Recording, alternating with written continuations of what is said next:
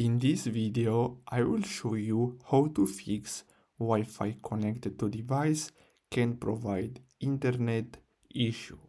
So basically what you're gonna have to do is simply go to your settings and then simply tap on general. Now the next step is to simply scroll down and then simply tap on transfer or reset iPhone. Now the next step is to simply tap on reset, and then here you're gonna have to tap on reset network settings.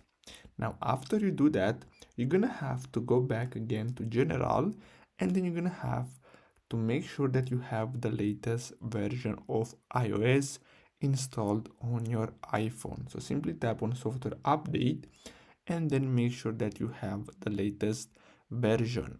So basically that's all you have to do. I really hope you found this video helpful. Thanks for watching.